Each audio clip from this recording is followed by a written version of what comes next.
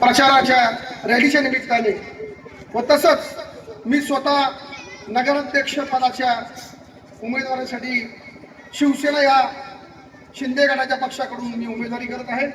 आम्ही तिघही आपलं विचार मांडण्यासाठी आणि आपल्याकडे मतांचा जोबा मागण्यासाठी आपल्या दाराशी येऊन आज तुमच्या समोर येऊन ठाकलो आहे। सर्वप्रथम तर या शिरपूर वरवाडा नगर परिषदेची निवडणूक आजच्या दीड महिन्यापूर्वी होणारच नव्हतं असं वातावरण या तालुक्यात निर्माण झालं होतं की नाही। वातावरण असं निवडणूकच होणार नाही असं बरोबर आहे ना? बरोबर आहे का? कारण इथं गेल्या 30 वर्षापासून एक आधी सत्ता 30 वर्षापासून आपल्या स्थानिक आमदारांच्या हातात दिली गेली आणि त्यांचं गेल्या 30 वर्षापासून विकास विकास विकास। अहो जर तुम्हाला 30-40 वर्ष एक आधी सत्ता जर या शहराने तालुक्याने दिली आहे तर तुम्हाला विकास करणं तुमचं दायित्व आहे, तुमचं कर्तव्य आहे, याची जाण आम्हाला पण आहे, जरा लक्षात ठेवा। पण मी जास्त खोलात जाणार नाही। माननीय आमदार महोदय सांगितलं की यांनी यांच्या 80-90 वर्षाचा पक्ष सोडला। पक्ष का सोडला याच्या मागची कारणं देखील मोठी आहेत। कैलासवासी तात्यासाहेब प्रल्हादराव पाटील असतील, उल्लेसिंग नाना असतील, आम्ही या तालुक्यात पक्षाचा झेंडा धरायला कोणी एक साधा माणूस नव्हता। त्यावेळेस आम्ही या पक्षाचा झेंडा शिरपूर पासून अख्ख्या जिल्ह्यापर्यंत आम्ही हा झेंडा पोहोचवला आणि लोकांच्या मनामध्ये भाजपा बिंबवला। इतक्या प्रतिकूल परिस्थितीत काम केलं, मेहनत केली। हे म्हणाले की तुम्ही एकनिष्ठ कसं काय? माझा त्यांना सवाल आहे, आम्ही एकनिष्ठ आहोत की नाही आहोत ही जनता ठरवते। पण माझा तुम्हाला सवाल आहे की गेल्या 35 वर्षापूर्वी जेव्हा तुम्ही तात्यासाहेबांचं बोट धरून या शिरपूरच्या राजकारणात दाखल झालात तेव्हा तुम्ही एक स्वीकृत सदस्य म्हणून तुम्हाला या नगरपालिकेत घेतलं गेलं भाजपाचा। त्यानंतर तुम्ही भाजपाचे पुरस्कृत नगराध्यक्ष झालात आणि त्यानंतर तुम्ही काँग्रेसमध्ये विकासाच्या नावाखाली काँग्रेसमध्ये डेंगाखल झाला आणि 35 वर्ष तुम्ही काँग्रेसमध्ये राहिलात आणि त्याच्यानंतर 2019 मध्ये तुम्हाला असा कोणता साक्षात्कार झाला की तुम्हाला भाजपात परत यावं लागलं? ज्या काँग्रेसने तुम्हाला भरभरून दिलं, तुमचा जो काही स्वतःचा विकास झालेला आहे, शाळा, संस्था, फॅक्टऱ्या, हे सर्व तुमचं काँग्रेसच्या कार्यकाळात झालं। एका रात्रीत तुम्हाला असा कोणता साक्षात्कार झाला की तुम्ही काँग्रेस सोडून भाजपात आले? तर त्याच्या मागचं कारण होतं की तुमच्यावर त्यावेळेस 2019 मध्ये ईडीच्या आणि इन्कम टॅक्सच्या रेड पडल्या आणि त्यामुळे तुम्ही भारतीय जनता पार्टीत मजबुरी दाखल झाला। ही सत्यता आहे। पण तालुक्याला तुम्ही सांगतात की मी विकास मर जाऊंगा तब तक काँग्रेस सोडूंगा नाही, ही भाषणं आहेत। भाषणं आहेत का नाही? लिपा आहेत का नाही? ही भाषणं तुम्ही बघा। पण आम्ही त्यांच्या याच्यावर जास्त जाणार नाही आणि मला आमदार महोदयांना आव्हान आहे की आपण आम्हाला एक सर्टिफिकेट देण्याची गरज नाही। काल परवा इथं बोलून गेले। पहिला मुद्दा तर ही तालुक्यातली अशी पहिली निवडणूक आहे की ह्या निवडणुकीमध्ये तुम्हाला नदीच्या काठी बोलवलं जायचं, समाजाला बोलवलं जायचं की नाही भाऊ? सगळ्यांनी आपापल्या समाजाच्या लोकांनी नदीच्या काठावर या, बंगल्यात या आणि आम्हाला भेटा। पण ही पहिली अशी निवडणूक आहे जनता जनार्दन सर्व सामान्य लोक, सर्व परिवारातील आमची सपनाताई अत्यंत सामान्य कुटुंबातली महिला आहे, ती बिचारी दादासाहेबांसमोर उभी आहे। सोबत आम्ही असे सर्वसामान्य कुटुंबातल्या परिवारातले स्वाभिमानी लोक घेतलेत। या स्वाभिमानी लोकांच्या जोरावर आज तुम्ही गल्लोगल्ली प्रत्येकाच्या दाराशी मत मागायला जाताय, हे देखील तितकेच सत्य आहे। इथं आतापर्यंत गाड्या भरायच्या जायचं बंगल्यावर, अरे मत तुम्ही मागतायत, लोकांना तुमच्या दाराशी बोलत आहेत, हा कोणता खेळ आहे? हा खेळ आता चालणार नाही, कारण की जनता जनार्दन आता हुशार झाली। मित्रांनो, ते म्हणतात की गुंडागर्दी चलनी दूंगा। कोणती गुंडागर्दी भाई? कसली गुंडागर्दी? आम्ही कोणती गुंडागर्दी केली? हा, तुम्ही 2019 मध्ये आमच्या सोबत आलात, तुम्ही आलात आमच्या पक्षात, आम्ही तुमच्या दाराशी कधी आलो नाही, हे देखील तितकंच सत्य आहे। आणि तुम्ही आलात आमच्या पक्षात, मग तेव्हा तुम्हाला आम्ही गुंडेगारी वाटलो? तेव्हा हे सर्व बसलेले गुंडे का नाही वाटले? माझा हा देखील त्यांना एक महत्वाचा सवाल आहे. म्हणजे 6-7 वर्ष तुम्ही सोबत राहायचं, तुम्ही आमच्या पक्षात यायचं, आमच्या पक्षात अतिक्रमण करायचं. शब्द दिला होता माननीय महोदयांनी, आमदार महोदयांनी, की मी संघटनेमध्ये कदाचितही भाग घेणार नाही. भारतीय जनता पार्टीचा जुना कार्यकर्ता, त्याला प्रत्येक ठिकाणी मी सामावून घेईल. पण 2 वर्ष आमच्याशी चांगले वागले आणि त्याच्यानंतर त्यांनी आपले रंग दाखवायला सुरुवात केली. त्यांच्या पायाशी लोण घालणाऱ्या अनुयायांना त्यांनी 4 भारतीय जनता पार्टीच्या कार्यकारिणी झाल्या. तिथं त्यांच्या स्वतःच्या मुलाला वर्णी लावली. त्याच्यानंतर त्यांनी सर्व त्यांचे जवळचे लोक जे त्यांच्या पायाजवळ असतात त्या लोकांना त्यांनी त्या कार्यकारिणीमध्ये घेतलं. पण माझ्या मातांनो, माझ्या भगिनींनो, एकाही भारतीय जनता पार्टीच्या पोहे मुरमुरे खाऊन गेल्या 30 वर्षापासून प्रचार करणाऱ्या सर्वसामान्य कार्यकर्त्याला यांनी कार्यकारिणीमध्ये एक साध्या पदावर घेतले नाही. म्हणून आमचा उठाव आहे. असा उठाव काही एका रात्रीत होतो का? बंड एका रात्रीत होता का? त्यांचे लहान बंधू समोरून गोड बोलायचं, डॅनी देवाऱ्या समोरून गोड बोलायचं आणि मागून कुरघोड्यांचं राजकारण करायचं. हे सतत चालू होतं. डावलण्याचं, नावं वगळण्याचं असा भारतीय जनता पार्टीचा कार्यकर्ता कदापि सहन करू शकत नाही. त्यामुळे दादासाहेबांना आम्ही सांगितलं की आता आपल्याला विचार करावा लागेल आणि आम्ही तो विचार केला. भारतीय जनता पार्टी सोडताना माझ्या मातांनो, भगिनींनो, आम्हाला जो त्रास झाला, आम्हाला ज्या वेदना झाल्या, त्या वेदना आम्हाला माहिती. जसं एक मूल आपल्या आईपासून दूर जातं, एक लहान बाळ आपल्या आईपासून दूर जातं, तसं ही आमची माता आहे. आणि आम्ही आमच्या मातेला सोडताना आमचा स्वाभिमान, आमचा आत्मसन्मान याच्याशी तडजोड होणे नाही. छत्रपती शिवाजी महाराजांनी जेव्हा स्वराज्याचं बिगुल वाजलं तेव्हा देखील मुघलशाही विरुद्ध त्यांनी कुणाचीही पर्वा न करता स्वराज्याची, हिंदवी स्वराज्याची पताका पार दिल्लीपर्यंत नेऊन ठेवली. त्या मराठा समाजाचे आम्ही वारस आहोत मित्रांनो. स्वाभिमानाशी, आत्मसन्मानाशी मुळीच तडजोड होणार. जेव्हा पक्षातून निघालो, घरात बसलो, पहिले चर्चा केली. चर्चा कमी आणि अश्रू जास्त होते. कारण की पक्षातून बाहेर निघणं, तात्यासाहेब, फुलेसिंग नाना, दादासाहेब, त्याच्यानंतर आम्ही स्वतः प्रसाद, आम्ही सर्व या पक्षाच्या मुशीत वाढलेलो होतो. सोडणं खूप कठीण होतं, पण शेवटी निर्णय घ्यावा लागला. आत्मसन्मान बाळगायचा होता, स्वाभिमान शाबूत ठेवायचा होता. त्यामुळे आम्हाला कोणत्या पक्षात जायचं, कुठं जायचं, कोणाच्या सावलीखाली जायचं. त्यावेळेस संपूर्ण देशामध्ये सर्वात जास्त चाललेली, माझ्या महिलांना स्वाभिमानाचा मानबिंदू देणारी लाडकी बहीण योजना ज्यांनी सुरू केली ते एकनाथ शिंदे साहेबांचं शिवसेना पक्षात आम्ही जायचं ठरवलं माहिती. आणि त्या पक्षात गेलो. सर्वप्रथम आम्ही एकनाथ शिंदे साहेबांना एकच प्रश्न टाकला.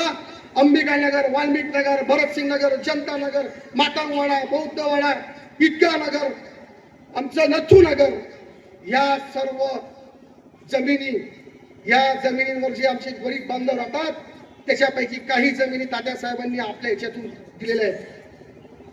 दिले, तो इतिहास आहे, तो कोणी नाकारू शकत नाही. आणि त्या स्वर्गीय रामसिंग दादांनी दिल्या आहेत, राजपुतांनी. आणि ह्या जमिनीवर बसलेला तात्यासाहेबांनी वसवलेला आमचा गरीब दुबळा माणूस, त्या जमिनी त्याच्या नावावर होत नाही. हे शल्य त्याच्या मानामध्ये 40 वर्षापासून आहे. एकनाथ शिंदे साहेबांना आम्ही वचन घेतलं की साहेब, तुम्ही जर आम्हाला पक्षात घेतायत तर आमचं एकच अट आहे की ह्या अतिक्रमित जमिनीवरच्या आमच्या गोर गरीब जनतेचं घर त्यांच्या नावावर झालं पाहिजे, त्यांचा 7 त्यांच्या नावावर झालं पाहिजे. हे आश्वासन आम्ही मागितलं आणि त्यांनी आमचं लागलीच मान्य केलं. आता 6 दिवसापूर्वी सभा झाली. एकनाथ शिंदेचे सुपुत्र, संसदरत्न डॉक्टर खासदार श्रीकांतजी शिंदे आले आणि त्यांनी पहिल्याच सभेत सांगितलं की आम्ही पोकळ वल्गना करत नाही, पोकळ आश्वासन देत नाही. शिंदे साहेबांकडे हेमंत पाटील आणि मनोहरांनी मागणी केली आहे की जुन्या अतिक्रमित जे पण काही घरं आहेत ते नावावर आम्ही 6 महिन्याच्या आत करून देऊ असं आश्वासन आम्हाला शिंदे साहेबांनी दिलं. तुमच्या देखत दिले. आणि काल परवा आमदार महोदय आले. गेल्या 40 वर्षात आमदार महोदयांनी आपल्याला नेहमी चॉकलेट दिलं की हे जमीन नामपे कर दूंगा, हे जमीन नामपे कर दूंगा. अजूनपर्यंत झालं नाही. आणि आता काल परवा म्हणे 1 महिन्यात करून देऊ, शेअर निघाला. का? श्रीकांत शिंदे सारखा खासदार, माजी मुख्यमंत्र्याचा उपमुख्यमंत्र्याचा मुलगा आज जेव्हा शिरपूरमध्ये येऊन डरकाळी फोडून गेला तेव्हा तुम्हाला हे अतिक्रमक घर नावावर करायचं आठवण झाली. हे आमचं फलित. या अंबिकानगरला सांगितलं जातं की दादा येत नाही, दादा येत नाही. दादा तुमच्या प्रत्येक कार्यक्रमात असतात. मी आठवतो मला की जेव्हा कोरोनाचा काळ होता, भीषण संकट होतं. लक्षात घ्या माझ्या मातांनो, अंबिकानगरच्या भगिनींनो, पाटीलवाड्याच्या भगिनींनो, मातांनो, जेव्हा कोरोनासारखा एकदम दृष्ट आजार आपल्या सगळ्या अख्ख्या देशात पसरला, मला तरी वाटत की अख्ख्या उत्तर महाराष्ट्रात कोणत्या नगरसेवकाने असं केलं असेल. आमच्या माता भगिनींना रोजगार राहिला नाही. इथं ह्या परिसरात या भागामध्ये इथं हातावर काम करून पोट भरलेले लोक आहेत, गोरगरीब जनता आहे आणि त्यांचा रोजगार एका रात्रीत बंद पडला. आणि मग तेव्हा काळोखच काळोख दिसायला लागला. घरामध्ये अन्नाची शिदोरी नाही, किराणा नाही. त्यावेळेस मनूदादा पाटलांसारखा माणूस पुढे येऊन उभा राहिला आणि प्रत्येकाच्या घरात किराण्याचं किट देण्याचं काम यांनी केलं. आम्ही करतो ते बोलत नाही, पण आज जेव्हा आमच्यावर व्यक्तिगत आरोप व्हायला लागले तेव्हा आम्हाला हे मांडावं लागेल, बोलावं लागेल. उपकार केल्याची जाणीव करावी लागत नाही. पण जेव्हा विरोधक आरोप करतायत की तुम्ही काय करतात, तुम्ही काय केलंय, अहो अख्ख्या उत्तर महाराष्ट्रातल्या एकाही नगरसेवकाने एकाही घरामध्ये किराण्याचं किट पाठवलं नाही. हे किट माननीय दादासाहेबांनी आपल्या गरीब माया बहिणींच्या घरामध्ये पाठवण्याचं पवित्र काम त्यांनी केलं. त्याच्यामध्ये ते स्वार्थ होता का? तेव्हा काही निवडणुका होत्या का? आता निवडणुकीच्या माध्यमातून तुमच्याकडे आता रोज येत आहेत. तुम्हाला 15 दिवसाचं पुतना मावशीचं प्रेम हवंय, ऐकून घ्या. तुम्हाला 15 दिवसाचं पुतना मावशीचं प्रेम हवंय का तुम्हाला एक सर्वसामान्यांचा काळजी घेणाऱ्या माणसाचं 5 वर्षाचं काळजी हवी, हे आता तुम्हाला उद्या ठरवायची वेळ आली. माझ्या मातांनो, भगिनींनो, सांगतात की आम्ही 35,000 मुलं शिकवतो. मुलं शिकवतात फुकट, फुकट शिकवतात. तुमच्या कॉलेजच्या, तुमच्या शाळांच्या फी जर बघितल्या तर हे अंबिकानगरचे लोक बिचारे आपापले माघारी फिरतात. 35,000-30,000 रुपये पहिली ते 5वीचे फीज आहेत. हा, तुम्ही जे शिक्षण जेव्हा फ्री दिलं असतं तर तेव्हा आम्ही मानलं असतं. फ्री कुठे आहे? आणि आता 4-5 वर्षापूर्वी तर अंबिकानगरच्या लोकांच्या पोरांना याच बिल्डिंगांमध्ये ऍडमिशन नाकारली जात होती का? नाही, नाकारली जात होती ना, आठवतोय ना? ह्याच पोरांना अंबिकानगरचा पत्ता बदलवून दुसरा पत्ता दाखवला होता. तेव्हा हेच दादासाहेबांनी त्या भंडारींना फोन केला, असं कधी असेल तर तुमच्या शाळा बंद करा, कुलूप लावा. आमच्या गरीबाच्या पोरांना जर जागा नसेल तर मग आम्ही याला कुलूप लावायचं काम करू. तुमच्या शैक्षणिक संस्थांच्या फीस वाढलेल्या आहेत आणि इथल्या गरीबाला ते परवडणार नाही. माझ्या भावांना, अंबिकानगर हा आमच्या जिव्हाळ्याचा विषय. अंबिकानगर आमचा आत्मा आहे. या जागेवर आम्ही लहानाचे मोठे झालो. इथून काय सांगत होते की जमिनी यांच्या जमिनी, यांच्या जमिनी. तुम्ही कोणाला आमच्या सातबारे वगैरे? पहिले तुम्ही दुसऱ्याच्या सातबाऱ्यावर कब्जा करणारे लोक, तुम्ही आम्हाला आमच्या सातबाऱ्याची विचारणा करू नका. बोले बुलडोजर घुमा देंगे, बुलडोजर घुमा देंगे हम. आम्ही ज्या परिवारांना तात्यासाहेबांनी या जागेवर बसवलं, नानासाहेबांनी, आम्ही त्या परिवारातले नाहीत. लक्षात घ्या माझ्या मातांनो, भगिनींनो, बुलडोजर काय, साधा ट्रॅक्टर देखील इथे येऊ देणार नाही हा शब्द तुम्हाला येतो आहे. आम्ही वसवलंय हे नगर, आमच्या पूर्वजांनी वसवलंय, आमच्या जनतेसाठी वसवलंय. आणि याच्यावर कोण बुलडोजर फिरणार आहे? बुलडोजर सारखे पापी धंदे आम्ही करणार नाही. अहो, बुलडोजर तर तुम्ही फिरवलंय. पहिले हे अंबिकानगर कुठे होतं? बाजूला जी त्यांची शाळा आहे, बाजूला ग्राउंड आहे, त्या ग्राउंडवर कब्जा कोणाचा आहे हे तुम्हाला वेगळं सांगण्याची गरज नाही. इथं हे अंबिकानगर होतं, रातोरात इथून उठवून इकडे टाकलं गेलं. हा देखील इतिहास म्हणतात. काल सांगून गेले की आम्ही किसी को उठाएंगे नहीं और कोई उठाएंगे तो हम देख लेंगे. अहो, तुम्ही अग्रवाल हॉस्पिटल समोर, जुना अग्रवाल हॉस्पिटल तहसीलच्या मागे, तिथे आमच्या गरीब 27 परिवारांचा तुम्ही रातोरात बुलडोजर लावून ही वस्ती झोपडपट्टी उठवण्याचं महापाप तुम्ही केलंय. तुम्ही देऊन सांगतात की आम्ही बुलडोजर फिरवणार नाही आणि हे फिरवू. अरे, आमच्या हातात काय? आमच्या हातात गरीबाची सेवा आहे. आम्ही कशाला बुलडोजर फिरवायचो? बुलडोजर जिथं कोणी फिरवायची भाषा करेल ना, तिथं आम्ही येऊन आडवे उभे राहू. एवढी ताकद आम्ही ठेवतो. कारण की आम्ही काही कोणाच्या नेत्यांच्या पाया पडून मोठे झालेले लोक नाही. भारतीय जनता पार्टीत देखील होतो आणि आता शिवसेनेत देखील आहोत. कोणत्याही नेत्यांच्या पाया पडून नाही तर जनतेची सेवा करून आम्ही या खुर्च्यावर बसलो. आता कोणी बघत असतील की इथं स्टेजवर एकदम व्हीआयपी लोक, कोणी व्हीआयपी नाही, बघून घ्या. सगळे बिचारे गोरगरीब स्टेजवर बसलेले, सर्वसामान्य तुमच्या ते लोक. आम्हाला व्हीआयपीची गरज नाही, मोठ्या मोठ्या पुढाऱ्यांची गरज नाही. आम्ही तुमच्यातले आहोत, तुमच्यात लहानाचे मोठे झालो, तुमच्यात जगू आणि तुमच्यातच आम्ही मरू हे आम्हाला माहिती, हे लक्षात घ्या. गेल्या 8 दिवसापासून सभा चालू आहे. मी एक प्रश्न महत्वाचा घेतला. आपल्या शिरपूरला आधी 6 वर्षापूर्वी 1500 रुपये पाणीपट्टी भरवला. किती भरायचे किती ताई? 1500 रुपये, बरोबर. 1500 रुपयाची आता जवळजवळ 24 तास पाणी देण्याच्या नावाखाली. मला पहिले एक उत्तर द्या भाऊ, 24 तास पाणी मिळतं का तुम्हाला? जोरात बोला, देतात का? आणि त्यांचे पुस्तक आले 24 तास पाणी, 24 तास मिळत आहे का भाई? मिळतो भाऊ 24 तास पाणी? फक्त सकाळी 1-1.5 तास आणि काही भागामध्ये संध्याकाळी 1-1.5 तास पाणी देत आहेत. आणि या 24 तास पाणी देण्याच्या नावाखाली आमच्या गोर गरीब जनतेकडून जवळजवळ 7 ते 8 हजार रुपये, काही ठिकाणी 4-5, काही ठिकाणी 10, काही ठिकाणी 15, 20, 25 हजारापर्यंत पाणीपट्टी वसूल केली जाते. लक्षात घ्या, केली जाते ना. भली मोठे बली येतात तुमच्याकडे. मी सांगितलं की जर मायबाप जनतेने, जनता जनार्दनाने या सर्वसामान्यांच्या पोरांना, आमचे सर्व शिवसेनेचे त्या त्या प्रभागातल्या नगरसेवकांना जर नगरसेवक केलं, अपक्ष पुरस्कृत नगरसेवकांना जर नगरसेवक केलं, तर घरपट्टी देखील तितकीच वाढलेली आहे. पहिले घरपट्टी 1500 ते 2000 होती आणि आता तीच घरपट्टी 3000, 4000, 5000, कोणाची 6000. जर ही घरपट्टी पाणीपट्टी तुम्ही जर आमच्या हातात सत्ता दिली तर पहिल्याच महिन्याच्या पहिल्याच मीटिंग मध्ये पाणीपट्टी घरपट्टी निम्म्यावर आणण्याचं काम आम्ही इथं बसले लोक करणार आहोत. तुम्ही कामावर कष्ट करता, 1500 कुठे गेली? काल परवा तर म्हणे नाशिकला पण एवढी पाणीपट्टी नाही. बारामतीची पाणीपट्टीची मी पावती मागवली. या महाराष्ट्रातलं सर्वात विकसित शहर बारामती, आणि त्या बारामती मधून आम्ही जेव्हा त्याच्या पाणीपट्टीच्या पावत्या मागवल्या तर तिथली पाणीपट्टी कुठं आणि आपली पाणीपट्टी कुठे? म्हणजे तुम्ही मुंबईत राहतात तर तुम्ही मुंबई सारखे लोक शिरपूरमध्ये समजायला लागले का काय? हा प्रश्न आम्हाला पडलेला.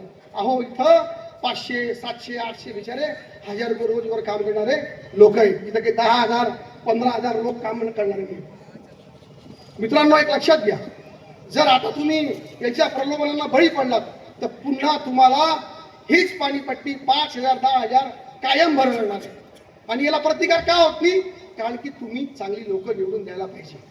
जर बोलणारी लोक गेली, दादा जर राहिले, इथंही राहिली, आमच्यासारखा माणूस जर राहिला, तर आम्ही ही पाणीपट्टी घरपट्टी 50% कमी केल्याशिवाय पहिली मीटिंग आम्ही सुरू करणार नाही. हा शब्द तुम्हाला सर्वांच्या साक्षी होतो. काल बोलले का पाणीपट्टीबद्दल? काही बोलले? पाणीपट्टीबद्दल बोलतच नाही. अहो, आम्ही जो मुद्दा मांडलाय त्याच्यावर बोला. तुमच्या हातात सत्ता आहे तर तुम्ही एका मिनिटात करायला पाहिजे. पण ते पाणीपट्टीबद्दल, घरपट्टीबद्दल एक चकार शब्द बोलायला तयार नाही. म्हणजे यांच्या मनामध्ये काय चाललंय हे तुम्ही आत्ता ओळखून घ्या. आणि जर पुन्हा त्यांना सत्ता दिली तर तुमची ही पाणीपट्टी घरपट्टी परत या 6 महिन्यामध्ये दुप्पट वाढल्याशिवाय राहणार नाही, हे लक्षात घ्या तुम्ही. हमको स्मार्ट सिटी बनाना है. स्मार्ट सिटी क्यों? स्मार्ट सिटी कशासाठी? भरपूर जे आहे ते व्यवस्थित आहे. स्मार्ट सिटीच्या नावाखाली मित्रांनो लक्षात घ्या, इलेक्ट्रिसिटीचे मीटर देखील या 6-8 महिन्यामध्ये तुमच्या घरी स्मार्ट मीटर बसणारे मित्रांनो लक्षात घ्या. जर तुम्ही बोलणाऱ्या लोकांना निवडलं नाही तर इथं परत 1.25 इलेक्ट्रिसिटीचे लाईट बिल तुमच्या दारावर येऊन धडकणार आहेत. त्यामुळे विचार करून उद्या मतदान करा. तिथं आताचे 1000 रुपये, 2000 रुपये तुम्हाला आता द्यायला येतील. आज रात्री लक्ष्मी दर्शन होणार आहे. साक्षात स्वर्गातून आपली लक्ष्मी माता तुमच्या गल्ली बोळामध्ये तुरु तुरु तुरु तुरु तुरु तुमच्या दारावर नॉक करणारे घ्या, मी म्हणणार नाही की घेऊ नका, त्यांचे आलेले पैसे घेऊन घ्या. मग तेव्हा तुम्हाला प्रश्न पडला की माय मी हा पैसा दिलाच माहिती करणं पडेल का, करणं पडेल का, कसं आपण प्रामाणिक लोक आहोत, लिहिलं तर करणं पडेल, काही विषय नाही. त्याच्यावर एक उपाय, एक काम करा, जी काही फुले आली त्याच्यात थोडीशी रक्कम आपल्या जवळच्या भोले बाबाच्या मंदिरात दान करा. तुम्ही आपोआप त्याच्यातून मुक्त होणार आणि आपापलं धनुष्यबाण, आपलं चिन्ह म्हणजे काय आहे, आपलं चिन्ह प्रभू श्री रामचंद्रांचं धनुष्यबाण चिन्ह आहे. या धनुष्यबाणाचं बटन तुम्ही आपोआप, तुम्हाला भोले बाबा सद्बुद्धी देतील आणि तुम्ही आपोआप ते बटन दाबणार, हा विश्वास मला.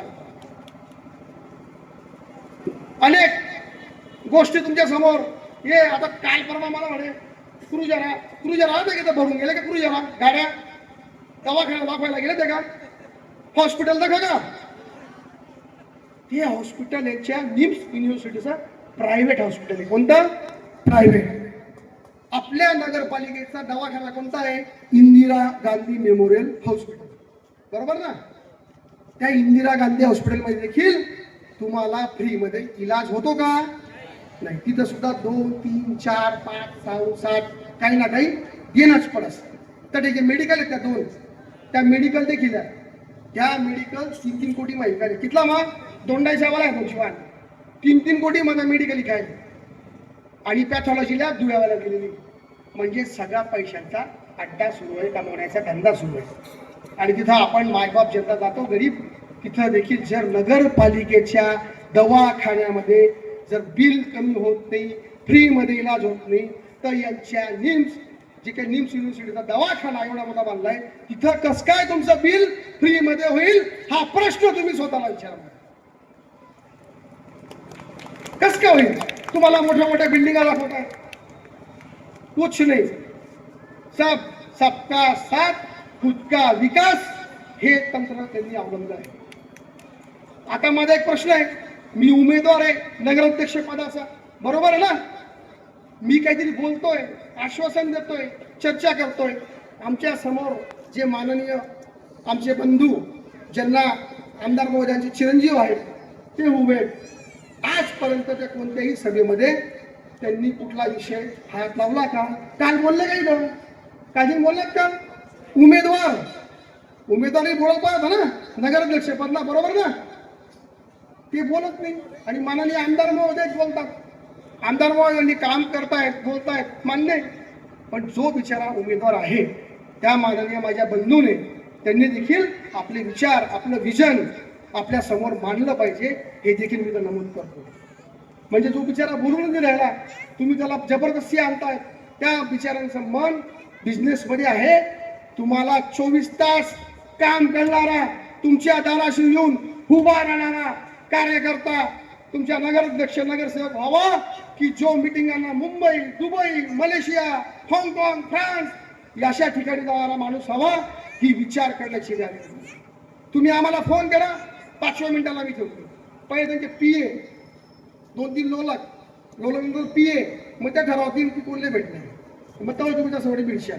आपली डायरेक्ट लाईन आहे, सीधी, दिल टू दिल, डायरेक्ट सीधी लाईन. डायरेक्ट दादांकडे या, फोन लावा, काम तिथंच कमा, लगेच तिथं काम होईल. आम्ही ऑन दी स्पॉट काम करणारी कार्यकर्ते आहोत. गेल्या 20 वर्षापासून या शिरपूरच्या राजकारणात, समाजकारणात आम्ही स्वतःला झोकून दिलंय आणि आम्ही काम करतोय म्हणून तुमच्या समोर मतं मागायला आलोय. आमच्याकडे देखील विकासाचं एक विजन, ते विजन घेऊन आम्ही आता समोर आलो. मित्रांनो, काल परवा सांगितलं गेलं की शिवजयंती के पैसे इधर उधर करते. अरे बाबा, या तालुक्याची वतनदारी ज्या परिवाराकडे होती, जो परिवार गरिबांसाठी दान म्हणून करायचा, त्या परिवारावर तुम्ही शिवजयंतीच्या पैशांचा अफरातफरी लावतात. इतके तुटपुंजे आहोत का आम्ही? इतके म्हणजे गैरगुजरे आहोत का आम्ही? अरे आम्ही तरी 20 वर्षापासून छत्रपती शिवाजी महाराजांची जयंती अगदी दिमाखात, अगदी जोरात, कधीही धुळे जिल्ह्यातली शिवजयंती होत असेल अशी शिवजयंती आम्ही काढतो. आणि त्या शिवजयंतीचं संचलन इथले जमते गावांमधली मराठ्यांची पोरं सर्व हिशोब बिचारी स्वतः बघतात, स्वतः राबतात, स्वतः करतात. आणि कधी न भविष्य भूतो न भविष्यती अशा शिवजयंतीचं नियोजन याच पोरांकडून, पाटीलवाड्याचे असतील, अंबेगानगरचे असतील, ह्या पोरांकडून केलं जातं. अशी भव्य दिव्य छत्रपती शिवाजी महाराजांची ललकारी अख्ख्या तालुक्यात गुंजते, ती शिवजयंती आम्ही करतो. त्याच्यावर तुम्ही प्रश्नचिन्ह विचारतात. हिशोब या समोर, या पाचकंदीला समोर, या जाहीर सभेमध्ये तुम्ही बी समोर या, आम्ही बी समोर देतो हिशोब. काही खायचंच नाही, कोणाचं खायचंच नाही, गरज काय? अरे आम्ही देणारे आहोत, कोणाचं हिसकवणारे नाही. तुमच्या पतपेढ्या, तुमच्या सूतगिरण्या, तुम्ही ज्या पतपेढ्यांमध्ये लोकांच्या ठेवी अजून बी दाबून ठेवलेल्या आहेत, व्यापाऱ्यांच्या, शेतकऱ्यांच्या, त्या पतपेढ्यांच्या पदीत अडकलेल्या पैशांचा हिशोब तुम्ही कधी देणार, लोकांचे पैसे कधी देणार, हे पहिले तुम्ही जाहीर करा. कोणाचेच पैसे दिलेले, जो बिचारा मागा येतो त्याला दाबून मागतो. प्रियदर्शनी पतपेढी महाराजा कॉम्प्लेक्स मधील अजूनही शेकडो ठेवीदारांचे पैसे गेल्या 15 वर्षापासून यांनी दाबून ठेवले. आणि ज्यांनी कारखाना डुबवला, ज्यांनी दूध संघ डुबवला, ज्यांनी अनेक सहकारी संस्था डुबवल्यात, ते आम्हाला एका धार्मिक कार्यक्रमाच्या बाबतीत आता प्रश्न विचारू लागले. मला कीव येते. मी शिवपुराण माझ्या मातांनो आणि भगिनींनो, शिरपूर तालुक्याने किती आज घडवला. कधी नव्हे असं शिवपुराण हिंदूंचा मेळा जमला. फक्त हिंदूंचा नाही तर माझ्या बागवान बंधूंनी, माझ्या मुस्लिम बांधवांनी देखील कोणी केळी वाटली, कोणी पाणी वाटलं, कोणी गरिबाने दान दिलं, आपापल्या परीने दान दिलं. आणि या शिरपूर तालुक्यात नव्हे, तुम्ही सांगतात की आम्ही शिरपूरचे नाव आम्ही महाराष्ट्रात केलं, देशात केलं. आम्ही शिरपूरचे नाव धुळ्यात नाही, जिल्ह्यात नाही, राज्यात नाही, देशात नाही, तर शिवपुरांच्या माध्यमातून आपल्या शिवपुरांमध्ये काम तुमच्यासारख्या सामान्य पोरांनी, बायांनी ज्यांनी काम केलं, राबले, झटले, झिजले, रक्ताचं पाणी केलं, आपल्या ह्या शिवपुरांच्या नावाच्या माध्यमातून शिरपूरचे नाव आस्था चॅनलच्या माध्यमातून जगाच्या कानाकोपऱ्यात शिरपूरचे नाव गेलं. मित्रांनो लक्षात घ्या, तेच शिरपूर. भोले बाबाचा जयघोष 7 दिवस होत राहिला. आणि आज योगायोगाने आज 1 डिसेंबर आहे, बरोबर ना? आज 1 डिसेंबर आहे. बरोबर मागच्या वर्षी 2024 ला 1 डिसेंबरला ह्या सर्व माता भगिनी भोले बाबाचा जयघोष करत तिथं बेधुंद होऊन भजन कीर्तन करत होते. आणि तिथं आपला सर्व हिंदूंचा मेळा जोरात लागला. 7 दिवस कसे गेले कळले नाही. माझ्या मातांनी, माझ्या भगिनींनी कोणी 10 रुपये दिले, कोणी 20 रुपये दिले, कोणी 50 दिले, कोणी 100 दिले. आणि या मनुदादांनी काय दिलं त्याची तर मोजदादच नाही. मनुदादांनी आपल्या याच्यातून जे काही दिलं ते दिलं सांगायचं नाही. पण आम्ही आमच्या परीनं, आमच्या जेवढ्या आमची कुवत आहे त्या परीनं आम्ही सर्व केलं. फक्त कोणासाठी? तर आमच्या मायांनी, बिचारा माय बहिणी सिहोरला एवढ्या दूर जायच्या, त्यांच्यासाठी शिवपुराण कथा शिरपूरला झाली पाहिजे. आणि हे शिवपुराणचा विषय हा धर्माचा विषय मला काढायची गरज नव्हती, पण काढावा लागला. तो काढावा लागला कारण की आमदार महोदयांनी शिवपुराणमध्ये धान्य देखील आम्ही खाल्लं. आणि आम्ही खाऊ धान्य असं तरी वाटतं का जनतेला, महाराष्ट्र जनतेला? असं धान्य खाणारी लोक नाही.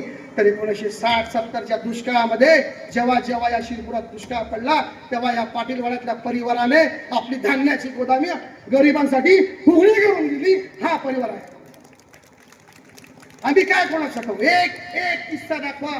या परिवाराने कोणाच्या गच्च्या दाबून पैसे लुबाडले, कोणाच्या घरात जाऊन कोणाच्या जमिनी अडकवल्या.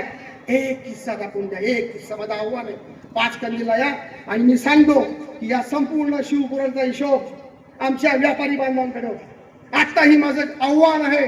5 कंदीच्या चौकात या, तिथं तुम्हाला मी सर्व हिशोब आमचे व्यापारी बांधव देतील. 1 रुपयाचा हिशोब आमच्याकडे होता. कारण की आम्ही सर्व आमच्या या मोठ्या कामामध्ये लागलो होतो, राबवत होतो, तुमच्या सोबत खेळत होतो म्हणजे तुमच्यासोबत पूर्ण राबून आम्हाला कार्यक्रम सक्सेस करत होतो. अनिल बापू अग्रवाल ज्यांच्याकडे हिशोब आहे, सुहास वैद्य ज्यांच्याकडे हिशोब आहे, अनिल बापू अग्रवाल आणि सुहास वैद्य ही बिचारी एक वकील आहेत आणि एक व्यापारी आहेत.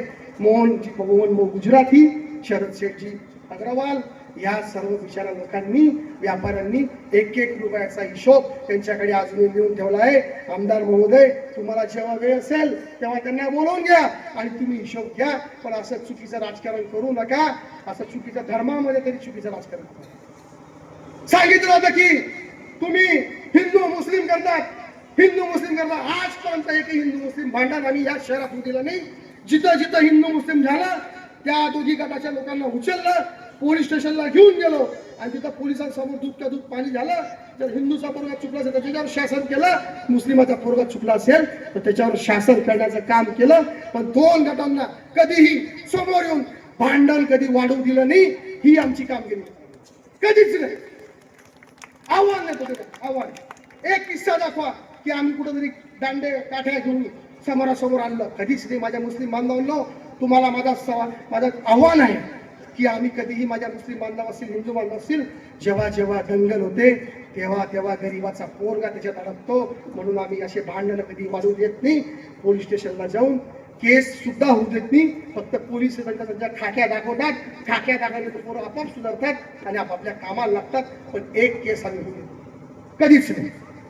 दादा तर चालतं फिरतं कोर्ट आहे, दादांजवळ चालतं फिरतं कोर्ट असल्यामुळे कोणीही आलं तर कोणालाही नाराज करत नाही. बाबा तूही शांत बस, तूही शांत बस. दोघांचा तोडगा काढला जातो आणि त्या तोडग्यातून दोघी परिवार आपल्या मार्गाला लागत असतात. हे सांगतात की हे मुस्लिमांना हे करतील ते करतील. काल त्यांचा एक कबूतर, परवा कुंभारच्या सर्वे तो कबूतर मिर्जा, तो मिर्जा खूप उडत होता. अल्लाह ताला तुमको माफ नहीं करेगा अगर तुमने उनको मतदान किया. अरे भाई हमने ऐसा क्या किया? एक बात तो बोल. उल्टा तू झगड़े लगाता, तू लोगों पे, तेरे लोगों पे, मुस्लिम लोगों पे केसा करता, तूच करता, हम थोडी करते. अरे आम्ही असे लोक आहोत. 10-12 वर्षापूर्वी जेव्हा मुस्लिमांचा पवित्र इस्तेमा, जिथं गरीबाच्या पोरांची लग्न लागतात, जिथं त्यांचे संत येऊन आपल्या कोमला चांगलं मार्गदर्शन, इस्लामच्या बाबतीत चांगलं मार्गदर्शन करतात, इस्लामची शिकवण देतात, त्यासाठी जेव्हा त्यांना जागा लागणार होती तेव्हा फार्मसीची जागा नाही मिळाली. तुमचे पुढारी गेले, मागितली की फार्मसी की जगह हमें चाहिए. नहीं बोले वहां पे गंदगी होती, तुम्हारे लोग गंदगी करते. तेव्हा स्वर्गीय चंदन आबा, आमच्या सादिक, हैदराबादच्या सादिक, सलीम पठाण अशी लोक चंदन आबांकडे आले. चंदन आबा आमच्याकडे मनुदादांकडे घेऊन आले. मनुदादा आणि आमची जमीन त्या फार्मसीच्याच पुढे आहे. त्या जमिनीवर चालतं पीक, उभं असलेलं पीक 50-60 एकर मध्ये उभं एका रात्रीत तिथं नांगर फिरवलं, रोटावेटर फिरवलं आणि आमच्या मुस्लिम बांधवांचा इस्तेमा 4-5 दिवस इथं दिमाखात झाला, मोठा झाला आणि तिथं सर्व मुस्लिमांचा मेळा लागला आणि अख्ख्या मालेगाव भिवंडी पर्यंत आपल्या या मुस्लिम बांधवांचं नाव तिथं पोहोचलं. आम्ही अशी लोक नाही आहोत. आमच्याबद्दल तुम्ही जे काही वाईट सांगतात तर चांगलं तरी सांगा रे. वाईट तर नाहीच आहे काही, पण चांगलं तर सांगा. तुमच्या नेत्यांकडून इस्तेमाला जागा दिली जात नाही आणि तुम्ही वल्गना करतात. आम्ही त्या परिवारात आहोत.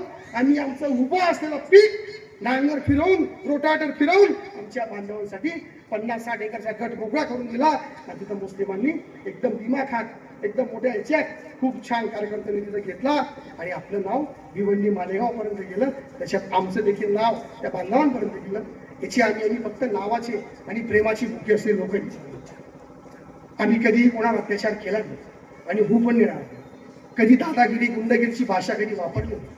आता तर अवैध व्यवसायवाले, जे अवैध व्यवसायवाले त्या लोकांचं फावलेलं आहे, ते आता नगरपालिकेच्या निवडणुकांमध्ये येत आहेत. विचार करा माझ्या मातांनो, भगिनींनो. अंबिका नगरची, पाटीलवाड्याची अस्मिता जर टिकवायची असेल, शिरपूरची अस्मिता जर टिकवायची असेल तर जरा आपण आपलं मतदान करताना विचार करा. तुमच्या घरात आता लहान लहान मुलं आहेत,